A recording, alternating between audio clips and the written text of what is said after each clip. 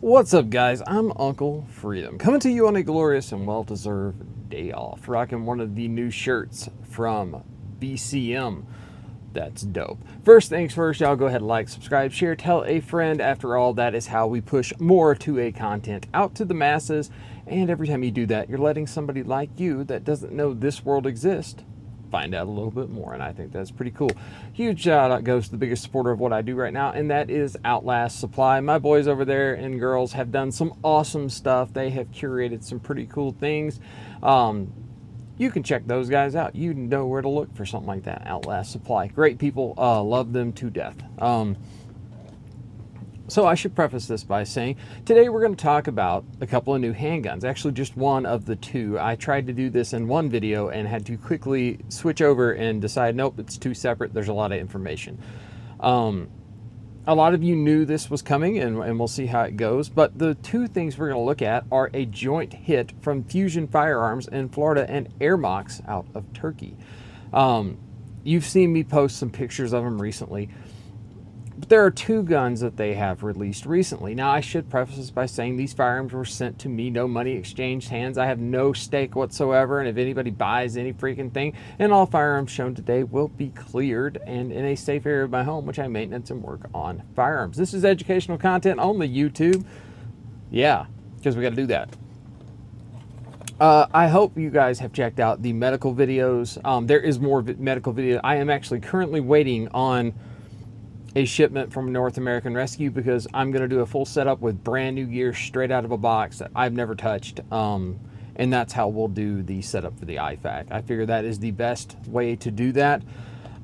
But let's talk about the firearm in question, right? So 2011s, the 2011 style of handgun, or a double stack 1911 chambered in 9mm, has become kind of the standard, right? If you want a performance shooting handgun, then that is kind of where you need to be at. We can spend thousands of dollars decking out a Glock, like my duty Glock build I'll leave a link to over here, and never achieve the same level of kind of fit and finish. We can also never achieve the same trigger because just by the nature of a striker fired handgun, you can't have that trigger. It's just not a thing.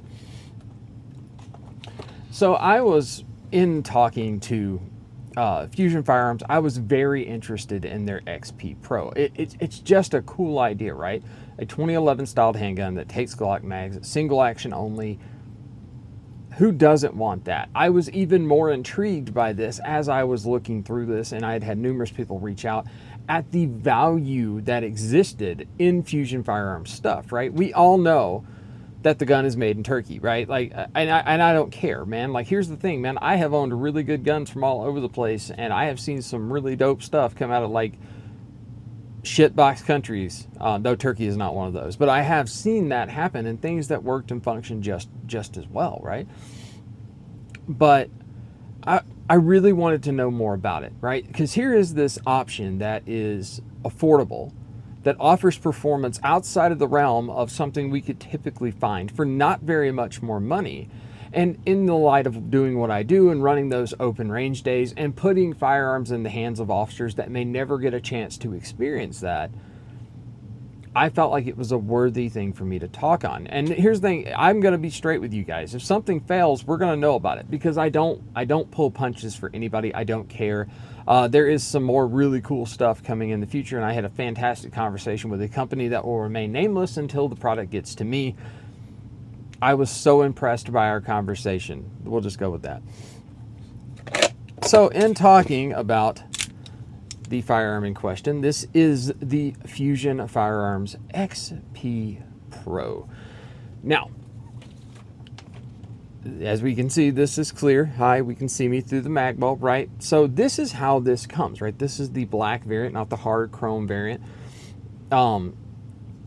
It's a very slick firearm, impressively slick. Is it an XC? No, it's also not $4,000. I got this guy in a couple of weeks ago, and I was like, all right, cool, let's do the setup. I already had the plan for the setup in my head. I wanted a 507 comp on it, and I wanted an X300 turbo because, yeah, that's why. But in looking at this guy, what is this exactly, right? So this is a single action only, meaning that it is a safety driven single action. Means when I pull the trigger, it performs a single action of the firearm itself. Double stack 9mm that accepts Glock Mags. And kind of a bonus point, depending on where you're at on this, there are 0 MEMD parts in here, which is metal injection molding. Here's the deal. Good metal injection molding is fine. Shoddy metal injection molding is a problem, right? Like I feel like we parrot the whole, like, it's got a MEMD part, like that means something. Dude, like really well done MEMD stuff is really no different than bar stock machine stuff. It is just an indicator of the level of care that a manufacturer put into something when we start seeing things that are all machined parts and not MEMD, right? So this budget 2011 style handgun does not have any MEMD parts in it. This is all machined, and the speccing out of this was kind of cool. So what we get on this, guys, we get a 4-inch barrel that has a Tennifer finish on it, so we can see there. And this is an actual bull barrel, like we can see it's kind of a chunky barrel, right? And in addition to that, we have that target crown and a flush cut on the end of it, right? So they put some work in on the barrel. Now the barrel itself is a para-style Clark's barrel, which means it's got the dual locking lug, it's got the ramp,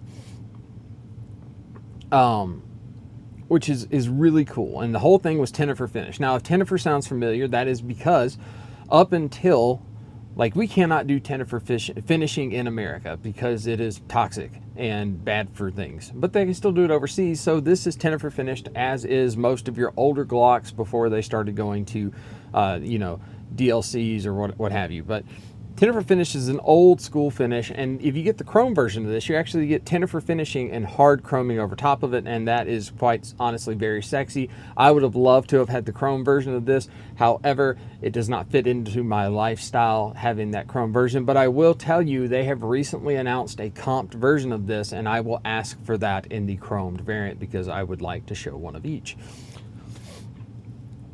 So when we look at this firearm, kind of one of the things that really gets people when they first get it in their hand is it comes in a fantastic case. Not a rated travel case or anything, but it is a plastic case with the Ermox and Fusion Firearms logo. It comes with 2 plates, 2 magazines, a cleaning kit, a Torx bit to take off the cover plate itself, and that's kind of what you receive. Now, it also comes with some spent brass where they test fired the gun itself. Now, the cool part about the XP Pro is you do not lose your rear sight. So as a function of the plates that they have, which are steel plates, you actually get the corresponding rear sight that will co-witness up through your optic most of the time. Now, if you have something with an extremely huge deck height, it's not going to matter. But the cool part about these is you get an RMR and an RMSC cut plate, and those plates have machined in recoil bosses. And one of the things you'll see with it is on the back side of the plate, it actually has what optics it is compatible with written down right on it, right? So there is no guesswork about will this plate work with this optic. It's right there. It tells you what it'll work with. I am running the RMR plate because I am running a Holosun 507 comp. So the slide itself is machined out of a solid piece of bar stock, and then we are QPQ'd Tennifer finished. I do have, it is a tri-top design, meaning I have like the flat top and then I have like the triangle going down.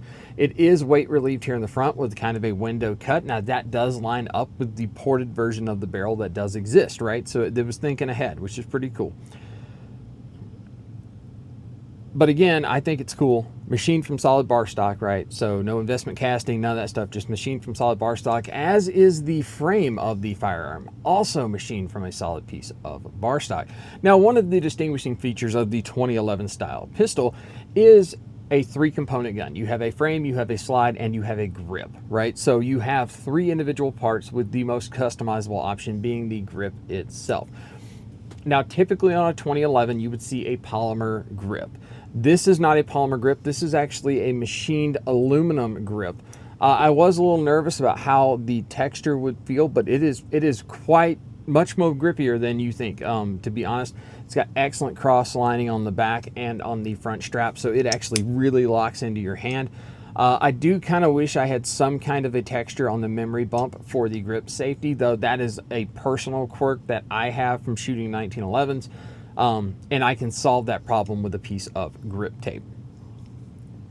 Now with this, we do also get a full-length guide rod. It is not a toolless system. If you guys would like to see a video of me doing maintenance on that, so actually you're going to see that anyway. That is a special request from a thing I talk about a lot, and that is the Black Rifle Balm and Cherry Balms lubricant. You guys have seen me mention it and talk about it a lot on this channel. It is my go-to lubricant for all things firearm and freedom related. And at the request of the gentleman that owns that company, I will be making dedicated maintenance and lubrication videos on like 1911, 2011s, as well as Glock style handguns, rifles, shotguns, bolt guns. It'll be a good reference point for anybody to come back and look at if you have questions about what we would do. So I do have a full-length guide rod in here that it does require this very small Allen looking tool that they send you. It's not an Allen key to take this gun all the way down. That said, when mine shipped out, they shipped it to me with all 4 different recoil springs. A little bit heavier. We had 3 that were lighter than a standard, which is pretty cool. So it allows me to tune what I'm doing. I have the 13-pound recoil spring in here right now. I like how it feels. It balances pretty well. In shooting it, it comes back to the target. It doesn't feel oversprung to me. It is a little hot when I'm shooting a hotter round. So a 15 round or a 13 round pounder would probably do better there, and as well as 15, but it's very smooth. Slide to frame fit isn't bad. I'm sure you guys can hear that. There's a little wobble, a little walk to it, but it's not super terrible at all. It's not. It doesn't feel cheap. It doesn't feel chintzy. It does actually come with this super awesome aluminum magwell. Now, this is a dope magwell, right? So when I think of a magwell, there are a lot of problems with magwells sometimes, right? Yes, they can make things harder to conceal if you are carrying it. However, if you are carrying it outside of the waistband, I see no reason to never, ever not run a magwell because it is just an advantage. It does come with the shorter pin if you choose to remove this and just run it bobtailed like normal. Bobtail means it is rounded here at the butt so it doesn't poke you in the hand or create a new spot that kind of prints. That's more of a 1911 problem. Now the trigger itself, so a lot of talk recently, the Staccato HD4 versus this, right, and drop safety, whatever, right? You had Series 70, Series 80. Series 80 has a firing pin block. This does not have a firing pin block. This is a Series 70 trigger, a very crispy 3.9 or 3 pounds. It's like 3 pounds and 15 ounces is what mine are showing right now. Pretty consistent on that. As far as that goes, I can't show that on here because YouTube gets super pissy about it. But fear not, this is not the only video. This is the first look at this from the bench. I am heading to the range this evening to fire a bunch of rounds and film that good content for you folks as well. It does have very nice ambi safeties on here. So you can see this is on my off side and then on my gun side. They're very nice. They're very tactile. They are not as positive as some that I have felt, but they are definitely better than some I have messed with. I am happy that that is not a metal injected molded part because that is a part that fails pretty frequently on these kinds of guns because we are riding it like it owed us money, and that's just kind of the nature of the beast. But the actual safeties themselves work. So safety off without the grip safety depressed, I can't fire this. Safety on, grip safety, can't fire this. Grip safety, trigger pull, right? So really nice. Like I said, this magwell, thing of beauty. Now it does have kind of the big perk of this, right, is it is Glock mag compatible. Again, empty mag, so right, but that magwell is super kind of forgiving, but it is in fact Glock mag compatible with the KCI mags that come with the gun. I have had some issues with my Glock mag sticking. Some of that is probably a function of the mag self's body being very dirty. The new Staccato HD mags made by Metgar, I know I've talked to you guys about those before. Those are a no-go in this firearm. They do not work at all. If you get them in, you are not getting them back. To the point that I have had to stick my finger down through the slide and push the mag back out. So don't do that. I have noticed I haven't had any issues with the other Glock mags that I own. That said, I typically only run Glock factory magazines or Magpul mags.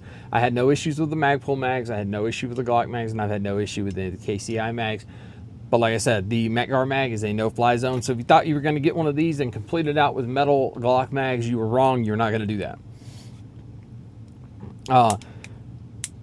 And like I said, that's the Glock compatible part. Other than that, I have a full-length dust cover, or almost full-length pick rail dust cover here on the end for the attachment of a light of some kind. The action on this firearm, when I first got it out, like it was 2011 smooth. So you're like, oh yeah, that feels very smooth, right? A lot of that is the function of the fact that we are not messing around with a striker and the hammer is already cocked. It feels very nice. I can tell you changing out the recoil spring has made it even more slick and even more smooth, but it was kind of a gritty feel when I first got it.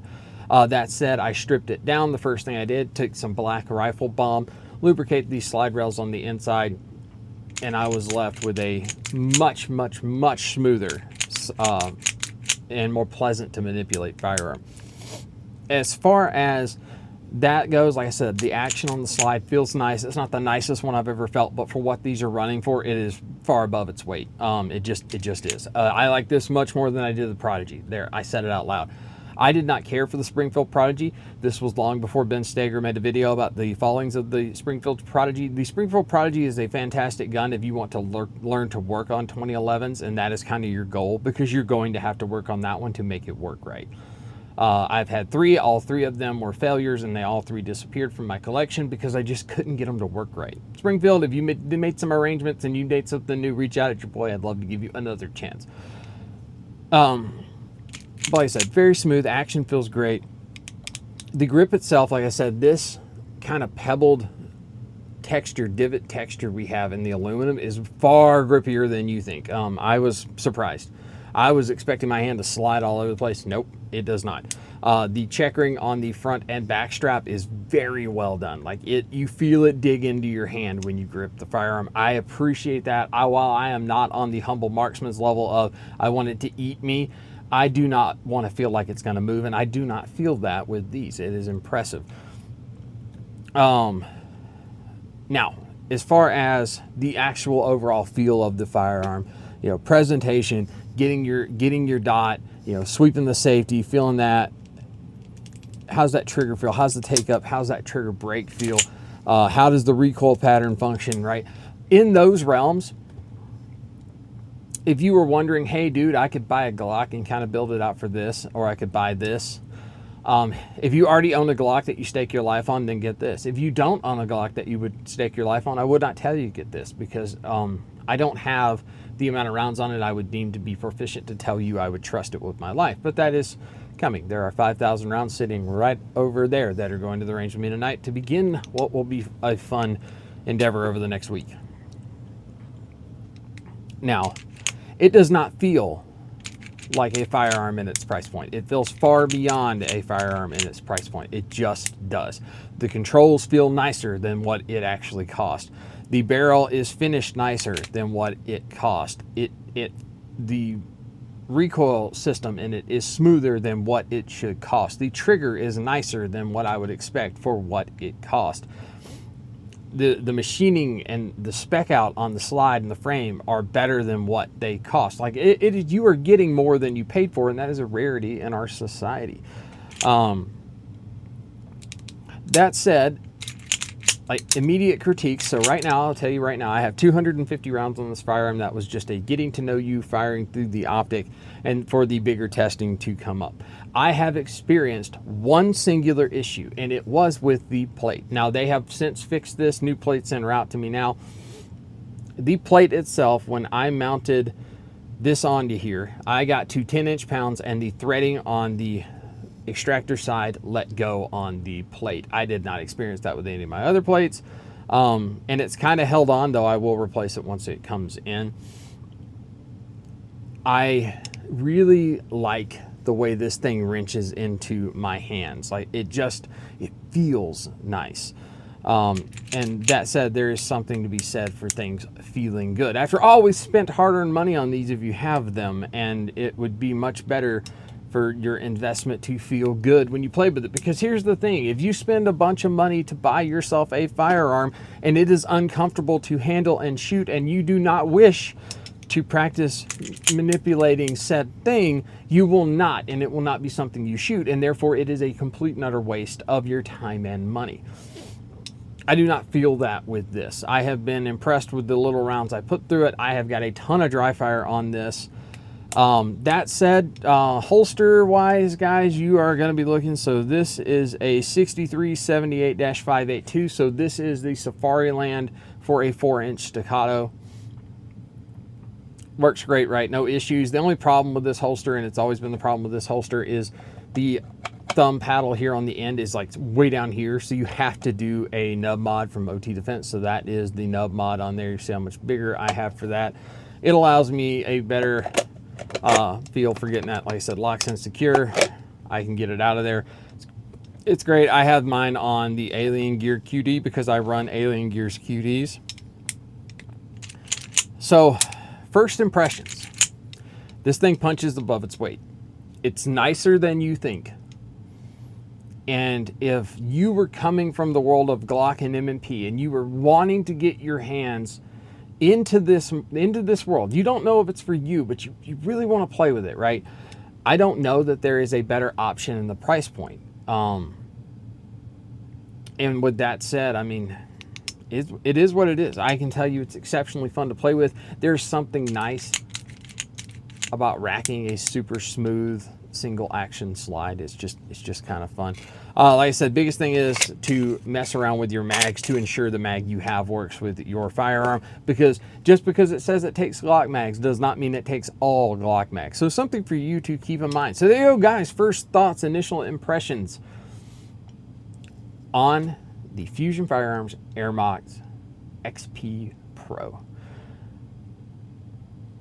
I'm pretty stoked on this. So guys, I am Uncle Freedom. Take care of yourself, take care of each other, and until next time, I'll see you later.